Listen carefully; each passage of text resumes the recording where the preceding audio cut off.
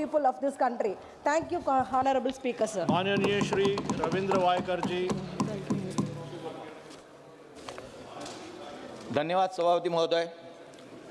मैं आपका हृदय से आभार व्यक्त करता हूं कि आपने मुझे औद्योगिक संबंध संहिता संशोधन विधेयक 2026 the industrial relation code amendment bill 2026 पर अपने विचार रखने का अवसर दिया।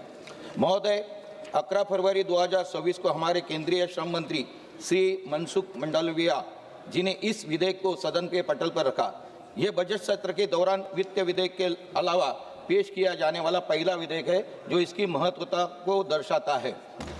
इस संशोधन विधेयक की आवश्यकता क्यों पड़ी है? महोदय, जैसा कि हम जानते हैं कि 2020 में हमारी सरकार में 29 पुरानी श्रम कानूनों को मिलाकर 4 नए लेबर कोड यानी लेबर कोड बनाई थी। इनमें से एक महत्वपूर्ण कोड था इंडस्ट्रियल रिलेशन कोड 2020। इन कोड में 3 पुराने और जटिल कानूनों की जगह ली थी। एक trade union act 1926, 2 industrial employment standing orders act 1946, तीसरा इंडस्ट्रियल डिस्प्यूट्स एक्ट 1947। हालांकि 2020 के कोड की धारा 104 में इन पुराने कानूनों को निरस्त यानी रिपेल करने की प्रावधान पहले से था, लेकिन सरकार को लगा कि भविष्य में कोई कानूनी दुविधा या कंफ्यूजन पैदा न हो जाए। कुछ लोग एक गलतफहमी में पाल सकते थे कि पुराने कानून को हटाने की शक्ति कार्यपालिका यानी एग्जीक्यूटिव को दी गई है, जबकि ये शक्ति स्वयं संसद के पास है। इसलिए भविष्य में किसी भी तरह की कानूनी पेचीदगी या व्याख्यात्मक विवाद इंटरप्रिटेशनल डिस्प्यूट से बचने के लिए और कानून को पूरी स्पष्ट करने के लिए यह छोटा लेकिन महत्वपूर्ण संशोधन लाया गया है।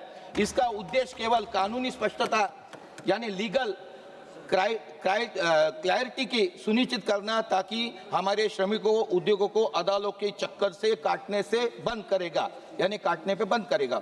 मोदी सरकार की उपलब्धियां यानी श्रम सुधार और रोजगार अचीवमेंट का ये एक्ट है। महोदय, ये संशोधन हमारी सरकार की इस बड़ी दृष्टि का हिस्सा है जिसमें हम कानूनों को सरल, स्पष्ट और आधुनिक बना रहे हैं। विपक्ष अक्सर रोजगार पर सवाल उठाते हैं, लेकिन आंकड़े झूठ नहीं बोलते। मैं आंकड़े बोलना चाहता हूँ। रोजगार में वृद्धि लाई थी 2018 और 2017-18 में देश में रोजगार का आंकड़ा था 47.5 करोड़ था, जो 2023-24 में बढ़कर 64.33 करोड़ हो गया है। यानी पिछले 6 वर्ष में हमने लगभग 16.83 करोड़ की नौकरियां जोड़ी है। बेरोजगारी में कमी, इसी अवधि को बेरोजगार दर 6% से घटकर 3.3 रह गया है, जो कि बड़ी उपलब्धियां मिल चुकी है। महिलाओं की भागीदारी 1.56 करोड़ नई महिलाएं फॉर्मल वर्कफोर्स यानी औपचारिक कार्यबल का हिस्सा बनी है, जो नारी शक्ति को उदय दर्शाता है।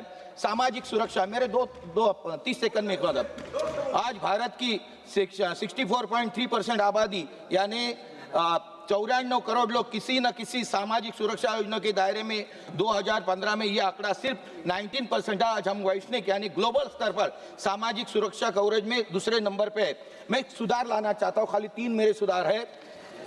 ये महोदय, अंत में सरकार के समन्वय यानी साथ साथ श्रम सुधार को और प्रभावी बनाने के लिए 3 रचनात्मक सुझाव देना चाहता हूं, यानी कार्यान्वयन में तेजी, फास्टर इम्प्लीमेंटेशन। हालांकि हमने 4 लेबर कोड्स को बना दिए हैं, लेकिन राज्यों के स्तर पे इनमें रूल्स को लागू करने में अभी भी देरी हो रही है। केंद्र सरकार को सभी राज्यों को साथ मिलकर एक डेडलाइन तय करनी चाहिए, ताकि देश भर से एक समान कानून हो सके, यानी ईज ऑफ डूइंग बिजनेस का असली लाभ सभी को मिल सके। दूसरा, गिग वर्क के लिए स्पष्टता क्लियरिटी लाना चाहता हूं। आज के डिजिटल युग में लाखों युवा ओला, उबर, स्विगी और जोमेटो जैसे प्लेटफॉर्म पर काम कर रहे हैं। ई श्रम पोर्टल पर उनका रजिस्ट्रेशन एक अच्छी शुरुआत है, लेकिन हम उनके लिए न्यूनतम यानी कम से कम जो वेतन होता है उसको वेरीफाई करें और काम के घंटे जैसे मुद्दे पर और कोई अधिक स्पष्टता नियम बनाने की जरूरत है, ताकि उनका शोषण न हो। और तीसरा मेरा लास्ट ये है, कौशल्य विकास से जुड़ा लिंक विद स्किलिंग। श्रम कानूनों को असली फायदा तभी मिलेगा जब हमारा श्रमिक यानी स्किल्ड वर्कर होगा।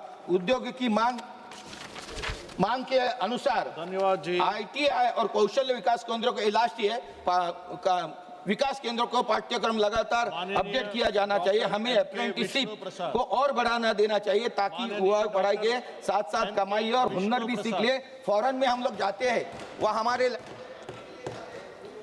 4 घंटे का काम दिया जाता है, यानी वो कुछ कमाए और सीखे तो उस